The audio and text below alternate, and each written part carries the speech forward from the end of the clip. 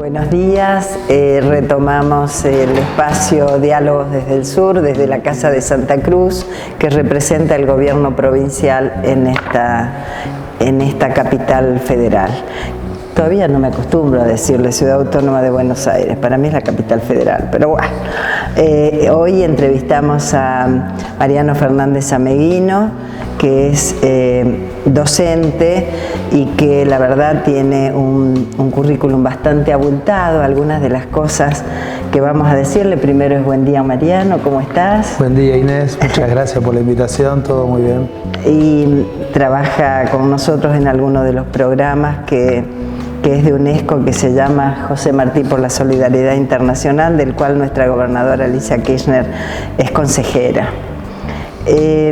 Mariano Fernández Ameguino es magíster en Ciencias Sociales con especialización en Historia, esto en la Universidad Nacional de Luján, profesor de Ciencias de la Comunicación de la Universidad de Buenos Aires, director de Relaciones Internacionales de la Universidad Nacional Arturo Jauretche, donde además es docente regular coordinando la asignatura Movimientos Sociales en la licenciatura de Trabajo Social. Y en esta oportunidad nos está presentando Tras un manto de películas, que es este libro que lo escribió él y que es producto de una investigación sobre Malvinas y el cine durante los 80, que aborda la problemática sobre el tratamiento de la Guerra de Malvinas en el cine argentino. Empezamos así tal como lo haces en el libro. ¿De qué hablamos cuando hablamos de Malvinas? Y el significante que aparece enseguida en nuestra imaginación es la guerra, ¿no? Y la propuesta es que estos 40 años de la guerra nos permitan alzar la mirada y ver más allá del conflicto bélico de 1982. Es alzar la mirada y recordar que dentro de pocos meses van a ser 190 años de usurpación ilegal británica, y también recordar cómo Malvinas nos identifica como argentinos, pero también desde los tiempos anteriores a que seamos República Argentina, las islas estuvieron presentes, ¿no? Desde el Virreinato del Alto Perú, Virreinato del Río de la Plata, desde los primeros gobiernos criollos. Entonces, ¿de qué hablamos cuando hablamos de Malvinas? Diría, lamentablemente, pareciera que habláramos solo de la guerra, pero es mucho lo que se está trabajando para recuperar toda la historia en torno a las islas, y también hablar de Malvinas con perspectiva a futuro, por nuestra soberanía. Obviamente. Bueno, yo que vengo desde el sur, la guerra estuvo presente, pero también debemos decir que siempre y anterior a la guerra también estuvo presente el decir las Malvinas son argentinas y hacérnoslas sentir desde cada espacio de la educación, ¿no? De la escuela primaria, secundaria, etc. La guerra la hemos vivido, por ahí en la conversación va a ir surgiendo algunas vivencias que tuvimos en aquel momento, ¿no? ¿Cómo se nos cuenta la historia? Bueno, allí lo que el libro quiere plantear es que muchas veces la historia se nos presenta con documentos escritos, donde el historiador, acá los historiadores se enojan un poco, pero a veces analizan las fuentes como si fuera con una neutralidad valorativa, sin reconocer que esa fuente también forma parte de la discusión política del momento. Y en el caso del cine suele ser una fuente esquiva para el análisis histórico, ya que el cine claramente es una demostración, un argumento que tiene un director, un guionista. El cineasta nos cuenta la historia como si fuera la única posible en el momento, esas 2 horas que estamos frente al celuloide. El espectador puede entender que es la única historia real, se traslada en el tiempo y sobre todo cuando se evoca un hecho histórico, ¿no? Entonces la historia muchas veces se muestra como la única y posible a partir de una historia que se relata, y lo interesante es poder analizarlas todas. Por eso la invitación es recorrer la historia a través del cine y poder conocer las distintas miradas, los distintos argumentos que hay en torno al mismo acontecimiento, para tratar de sacar las propias conclusiones, pero siempre tratando de generar pensamiento crítico, receptores con conciencia crítica, para poder tener análisis y debates mucho más enriquecidos, sin encasillarnos. Totalmente, totalmente. En este caso, y tratándose de Tras un manto de película, ¿cómo se representa la narración en los 10 audiovisuales que analizaste? Bueno, encontré 10 audiovisuales que acompañan la transición democrática. El primero es en mayo del 83, cuando la dictadura militar todavía estaba en el poder, y en Canal 13 de Buenos Aires, Canal 13 de Rosario, en mayo del 83, a un año del acontecimiento bélico, se emite Guerra en el Atlántico Sur, como primer audiovisual que podemos analizar. Bueno, allí la historia justamente es una historia de heroísmos y de epopeyas militares, sin mostrar las miserias de la guerra, para luego llegar a, en el año 84, ya un montón digo porque el año 84 concentra la mayor cantidad de audiovisuales. Por ejemplo, Nicolás Casanseu con un documental denominado La guerra que no vimos, que dura 6 horas, pero se transmite en unitarios de 5 unitarios de 1 hora y el último unitario de 2 horas, donde él dice que el pueblo argentino debe separar la paja del trigo, que fue una epopeya militar sin precedentes, por más que lo haya realizado la dictadura militar, pero permite relatos de otros actores que no estaban en el documental anterior. Bueno, Los chicos de la guerra, que es una película emblemática, que es muy criticada, que obtura miradas por sobre todas las cosas, porque al ser la primera película de ficción, claro, al poquito tiempo que ocurre la guerra, también eso es interesante. Sí. Generalmente las películas de ficción, fíjate la película que va a salir ahora, que ya es famosa sin estar exhibida, la de 1985, la de Ricardo Darín. Fíjate, que ganó premios. Casi 40 años después del acontecimiento se hace la película. La Guerra de Malvinas tuvo, al año y medio, a los 2 años, ya tuvo un film de ficción y que en algún punto se transformó en la historia oficial sobre la Guerra de Malvinas y obturó otras miradas. Luego hay otros films que analizamos en el libro, son 10, pero quizás el debate con la otra película que sale al mes, en septiembre del 84, Malvinas, historia de traiciones, de Jorge Denti, nos demuestra por qué una película como Los chicos de la guerra circuló mucho y esta otra no. Una película documental que invita a los jóvenes a seguir luchando por Malvinas y a emparentar la lucha de Malvinas con las que se estaban dando en Centroamérica contra el Imperio norteamericano. La sociedad argentina, el cine, la industria condensan un discurso más de Los chicos de la guerra, que es desmalvinizador y tributario de la teoría de los 2 demonios, y no tanto un discurso de volver a luchar. De soberanía. De soberanía. De soberanía sobre todo. Y en algún punto ahí hay algo para entender qué fue lo que se construyó en los primeros años de transición democrática. ¿Nos podrías contar cuáles son los antecedentes sociales e históricos de la época de la Guerra de Malvinas? Interesante, ¿no? Porque antes de la guerra, la primera pregunta que me hicieron en una oportunidad fue ¿qué aprendí haciendo? ¿Qué me sorprendió haciendo la investigación? Y uno, lo cerquita que estábamos de recuperar las islas si no hubiésemos ido a la guerra. Claro.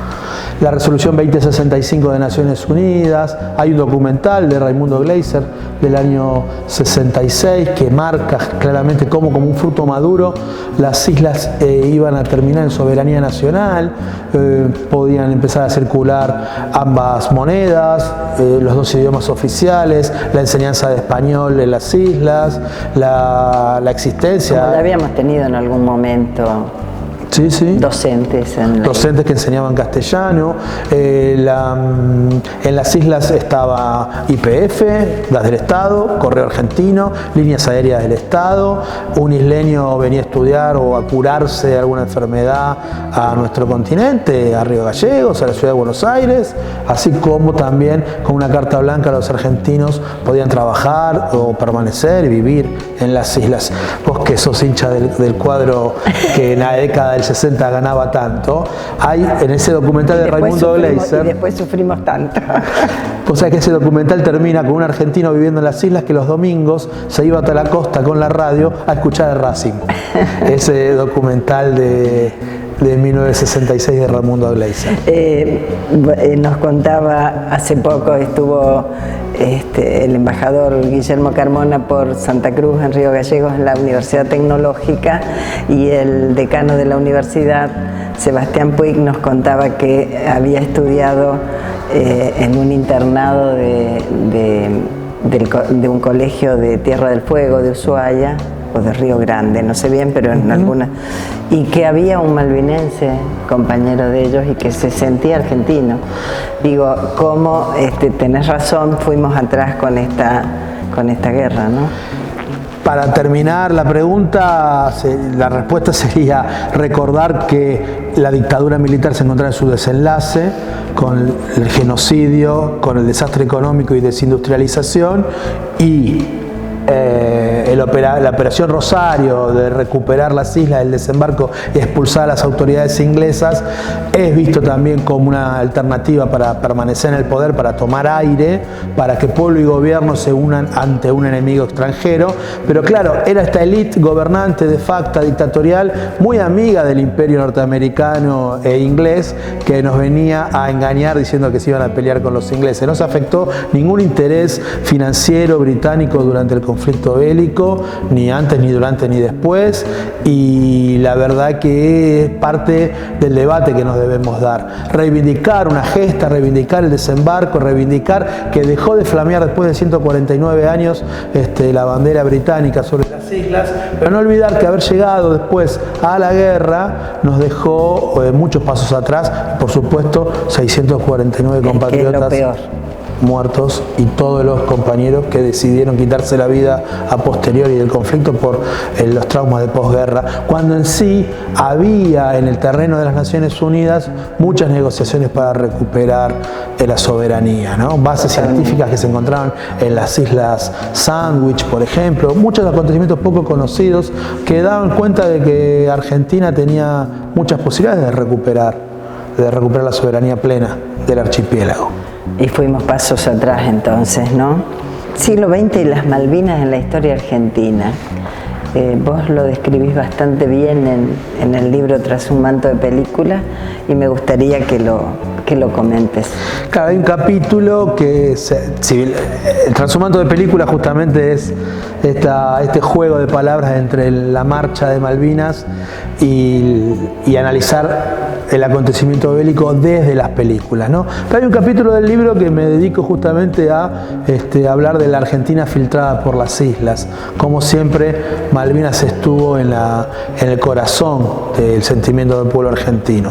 Entonces, hay distintos acontecimientos que se relatan ya desde antes del siglo XX, ¿no? Desde los Yámanas, gran debate. Aquí muchos amigos de Santa Cruz me podrán decir qué evidencias hay o no de la existencia de estos pueblos originarios en nuestras islas, pero pasando por la estrategia de Rosas, por recuperar las islas, por las llevadas adelante durante los gobiernos peronistas, cuando Naciones Unidas era una entidad de la segunda posguerra, ya el peronismo estaba reclamando la soberanía sobre las islas, y hay un acontecimiento que se vuelve a instalar en la década del 60, que sería interesante recordar. En el año 66, gobierno de Onganía, el príncipe rey consorte, el marido de la reina Isabel, viene a la Argentina a tomar el té y a jugar al polo con Onganía, y en esas mismas jornadas,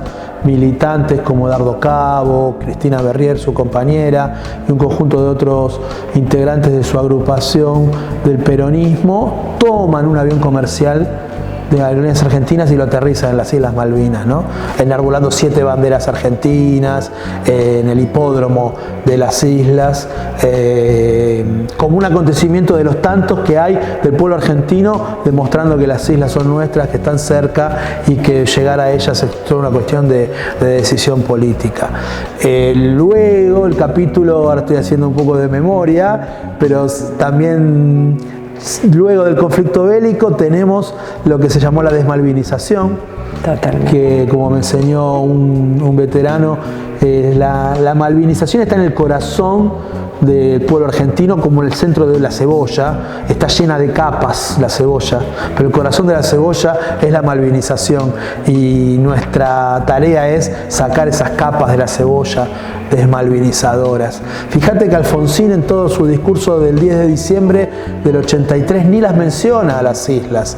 La necesidad de desmalvinizar, de olvidarse que había ocurrido el acontecimiento bélico para que no tengan lugar los militares en la agenda política del momento, se llevaba puesto a todos nuestros compañeros que habían perdido la vida allí. Entonces, pero fíjate como siempre están en el corazón del pueblo argentino.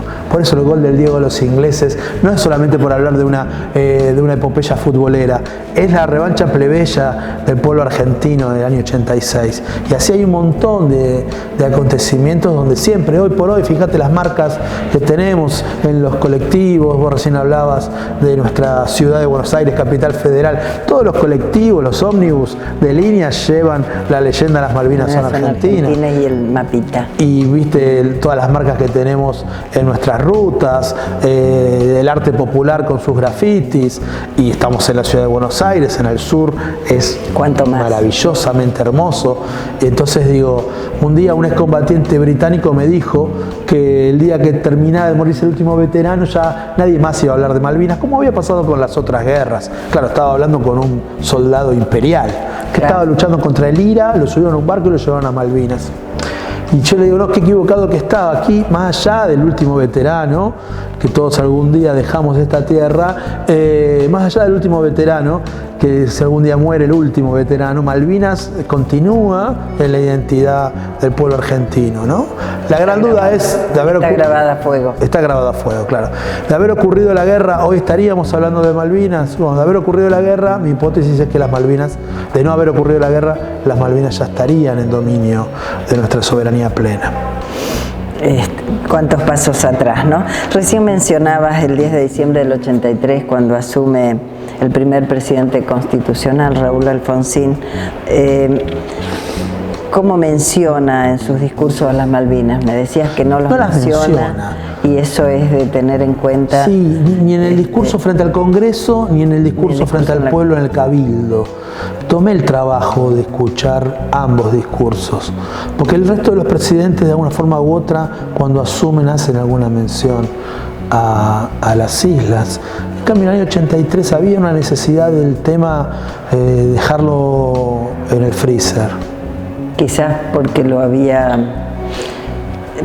porque la guerra había sido hecha por los militares así como manotones de ahogado, porque sí, ahí o vaya a saber por qué. Hay un historiador francés, pero muy especialista en la Argentina y en el ejército, en la historia del ejército argentino, ejército y política, que es Alain Rouquier, que está entrevistado por Osvaldo Soriano en la revista Humor en el año 83, y él creo que es el primero que utiliza la palabra desmalvinizar, y dice: Malvinas siempre va a ser el lugar para que los militares recuerden su epopeya, su gesta, para volver a estar en el centro de la escena. Quien quiera consolidar la democracia va a tener que desmalvinizar. Esa frase del francés quedó grabada, y creo que hasta Néstor Kirchner, todos los gobiernos se encontraron en esa dicotomía, ¿no? En esa quizás cobardía. Claro, seguro. Bueno, también mencionaste México 86 y las Malvinas. A ver, contame un poco el fútbol y las Malvinas, nuestro querido Diego y las Malvinas. Es que el destino nos quiso poner en un partido muy importante frente a una selección con la que cuyo país habíamos enfrentado en una guerra hacía 4 años, y encima con nuestro Diego Armando Maradona, que en ese momento todavía era discutido como el mejor jugador del mundo o no, y realiza esos 2 goles tan paradojales, ¿no? El gol con la mano y el gol eludiendo a medio equipo inglés, pasando a las semifinales de aquel campeonato del mundo. Y vos sabés que yo siento, discúlpenme las diferencias, pero la comparación está bien. Siento que fue un momento donde el fervor popular no era solamente festejar que se había pasado a las semifinales de un campeonato del mundo, sino con quién. Era con quién, claro, y cómo, y el recuerdo, claro, de los caídos, claramente, ¿no? Entonces, en algún punto hay ahí una revancha plebeya en aquel 1986. es que nuestro pueblo siempre sabe lo que quiere. Exactamente, sí, por supuesto. ¿Podrías contarnos un poquito de Malvinas y la revelación de Semana Santa, la rebelión de Semana Santa del 87? Y que sería la primera vez en los discursos oficiales que el vocablo Malvinas aparece en la palabra del presidente de la República. Cuando él le tiene que explicar al pueblo que vuelve de negociar con quienes habían alzado contra la democracia, esta rebelión de Aldo Rico, que se encontraban en Campo de Mayo, y dice, bueno, son héroes de Malvinas con quienes se han alzado contra la democracia. La utilización de Malvinas allí por parte de quienes estaban haciendo el motín y por parte del presidente para explicarle al pueblo que había que negociar de alguna manera porque no eran parte del mismo ejército represor, sino que era parte del ejército que había peleado en Malvinas, ¿no? La utilización allí de ese vocablo por primera vez en un discurso oficial. Sí se hablaba de Malvinas con algunas disputas que había en torno al Reino Unido de Gran Bretaña y al abuso en usar más kilómetros del mar argentino, pero lo vas a escuchar mucho en el canciller Caputo, pero no tanto no en la voz del presidente de la República.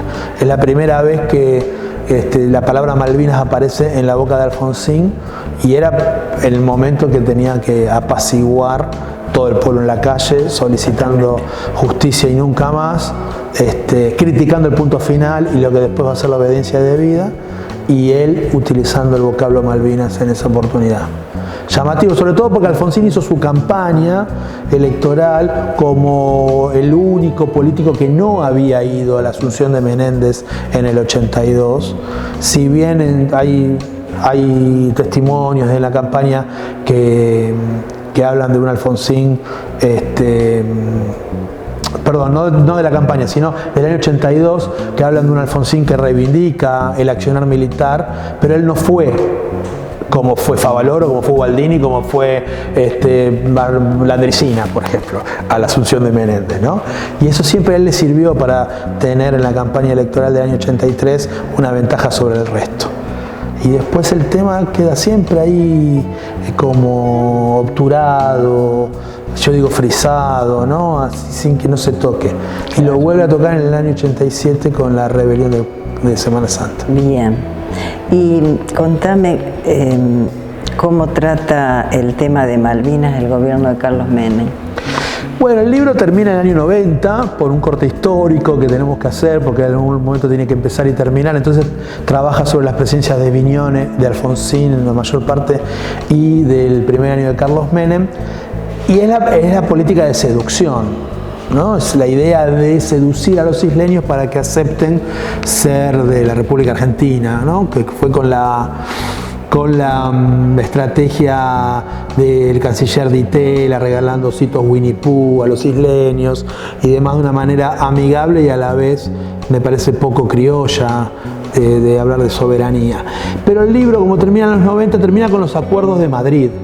Los acuerdos de Madrid I y Madrid II, que aún no son legales, constitucionales, no pasaron por el Parlamento, sin embargo es lo que hoy está permitiendo que Gran Bretaña de 140.000 kilómetros cuadrados hoy de mar argentino, hoy esté usurpando 1.400.000 kilómetros cuadrados de mar argentino en la zona aledaña de las islas. Parece que hay mucho para seguir debatiendo y discutiendo en torno a lo que Argentina nunca había firmado la rendición hasta los acuerdos de Madrid de 1990, ¿no? Lo que hubo en el 82, el 14 de junio, fue un cese del fuego. Alfonsín nunca firmó, así como lo hemos criticado a Alfonsín en esta entrevista, Alfonsín nunca firmó la rendición ni tampoco desactivó el plan Cóndor, claro, que permitía que misiles llegasen a 200 kilómetros de distancia. Menem desactiva el plan Cóndor, Menem firma en los acuerdos de Madrid la rendición y esos documentos todavía no conocemos sus detalles. Hay que estudiarlo. Hay que seguir estudiando, sí, sí. ¿Podrías hacer un recorrido de la Guerra de Malvinas a través de estos audiovisuales, ya sean documentales, películas, cassettes para ver en la casa, etcétera? Sí, comentamos algunos al principio, con ese debate del año 84 entre los chicos de la Guerra y Malvinas, Historia de Traiciones, como para invitarlos a ver las dos films y sacar las propias conclusiones de dos maneras distintas de contar un mismo acontecimiento.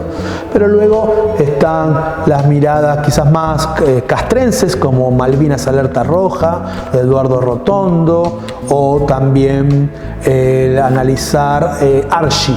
Archie es una película de Carlos Blanco, un director de cine argentino-uruguayo que personifica a un militante de la izquierda argentina exiliado en Londres y que toma la decisión de declararle la guerra a Gran Bretaña como un Quijote solitario allí en Londres, y muestra el debate que se daban muchos militantes expulsados estando en el exilio por la dictadura militar, por la represión ilegal, el genocidio, pero a la vez apoyando la soberanía sobre Malvinas, ¿no? Qué contradicción que se encontraba. Bueno, podemos continuar con Los días de junio, de Guillermo Fischerman. También La República Perdida 2, que dedica 20 minutos, a los 120 minutos del film, se los dedica a la Guerra de Malvinas. Para ir terminando con La deuda interna, ¿sí?, de Pereira, que en sí él me dijo en la entrevista, no es una película sobre Malvinas, pero es una película que relata los últimos 20 años, del 62 al 82, trágicos de desindustrialización de la Argentina, y termina con la tragedia de Malvinas, donde un niño, un joven de La Puna, de Humahuaca, que quería siempre conocer el mar, conoce el mar encontrando la muerte a bordo del crucero General Belgrano. Y luego hay un documental de Canal 13, de la aventura del hombre, de 1990, que se llama La guerra que no vivimos, y que si bien tiene una precariedad técnica el documental, yo creo que tiene que ver con la privatización que se estaba viniendo en Canal 13 sobre esos meses. Es interesante cómo denuncia que la guerra se vivió de manera diferente en la Patagonia que en el resto del país. Es un documental que se llama La guerra que no vivimos, y que si lo buscan por los distintos motores de búsqueda que tenemos en internet lo van a poder encontrar, y que entiendo que puede ser muy interesante también para nuestros compañeros y compañeras de Santa Cruz, ¿no? Dar cuenta de que en los grandes centros urbanos se hablaba más del mundial, pero que en la Patagonia se vivió la guerra de una manera diferente. Y además nuestros chicos en el colegio, nosotros teníamos contados los minutos que salía el avión, llegaba y volvía, estábamos pendientes de esto, y los chicos en el colegio cómo los preparaban. En el caso de los míos, yo llegué a Santa Cruz un 20 de abril del año 82 con un niño que iba a quinto y la otra a segundo grado, y la verdad que fue tremendo poder adaptarse de golpe a una vida, decir, estamos en guerra y estamos muy cerquita del lugar, ¿no? El oscurecimiento y todas esas cosas que capaz que no servían de nada, pero que nos creaban un clima de guerra, ¿no? Claro. Sí. Así que sí, lo hemos vivido las familias del sur, pero además también vivimos el amor por Malvinas muy intensamente. Está muy, muy grabado a fuego, ¿no? Bueno, Mariano, para finalizar, te pregunto, ¿cuáles son los modelos a representar? Es que el debate que ofrece el libro es distintas maneras de representar a los soldados, a los militares, a los familiares, al enemigo inglés. También si está representado el origen del conflicto, cómo está representado. Entonces, es interesante cuando vemos estos documentales y estos films de ficción, ver, bueno, ¿cuál es el origen del conflicto? ¿Dónde está el origen del conflicto? De repente los chicos de la guerra, en una oportunidad, Héctor Alterio, que hace de malo ahí, de colaboracionista con la dictadura, habla de los 150 años en que no éramos una nación. Pero en líneas generales vos ves la película y pareciera como que el conflicto nace de un repollo, ¿no? Otros films hacen hincapié en la independencia inconclusa, como el de Eduardo Rotondo, o que, digámoslo de alguna manera, con un discurso más castrense, Eduardo Rotondo habla de la independencia inconclusa, con un discurso más, si se quiere, de izquierda, Jorge Denti en Malvinas, Historia de Traiciones, habla también de una lucha contra un imperialismo que lleva más de 200 años. Entonces, los distintos modos de representar el origen del conflicto me parece que son interesantes para poner el foco.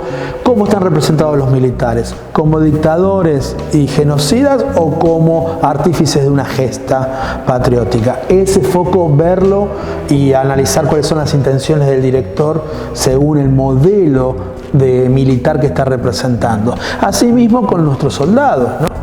Generalmente los soldados nuestros están siendo representados como víctimas que pasaron frío, que pasaron hambre, que estaban mal preparados para enfrentar al enemigo. Mientras que otros films muestran las acciones heroicas. Es difícil encontrar una mezcla, lo interesante es que como receptores críticos podamos ver todas las historias, saber que hay tantas historias y verdades como individuos hayan estado allí, pero bueno, cómo están representados los familiares también es interesante, si como orgullosos de sus familiares caídos o como víctimas. No es lo mismo un papá, una mamá del año 84 que un hijo que hoy reivindica a su padre caído en el conflicto, y así también cómo está representado el enemigo inglés. Claro. Porque muchas veces el enemigo inglés aparece como el enemigo bueno, porque si hay un enemigo en muchas películas es el ejército argentino, porque es parte de una dictadura. Y eso no lo condeno desde mi lugar de la lista, pero el enemigo inglés pareciera que no existiese. Claro. Como que es un enemigo bueno, como que el único momento donde están bien nuestros soldados son cuando caen prisioneros. Eso fue cambiando después, esto es de los 80. Después hay otros films que eso lo van modificando, pero invitaría a ver estos audiovisuales a través de estos ejes y que nos fijemos cómo están representados. Bueno, Mariano, agradecerte profundamente, la verdad que esta visión de lo que es Tras un manto de película, que lo refrescamos acá en Diálogos del Sur porque son los 40 años de la Guerra de Malvinas y este año está plagado de actividades que nos recuerdan no la guerra, sino que las Malvinas son argentinas. Y como decía hace poco en Río Gallegos, uno de los que habían estado en las Malvinas y que recibían la medalla de condecoración, dijo, si bien es cierto pasamos hambre y pasamos frío, nosotros íbamos a defender a nuestra patria, íbamos con la mejor voluntad de defender a la patria, y me parece que eso es lo que yo representaría al que fue, ¿no? Más allá de lo que pasó. Así que gracias por esta visión tan linda de estas 10 películas, seguramente hay más, como nos decías, llega hasta el 90. Decimos que sigas escribiendo. Bueno. Y muchas gracias por estar en esta casa y en este espacio de Diálogos desde el Sur. El placer es mío, muchas gracias Inés por la invitación y a disposición para lo que considere. Gracias.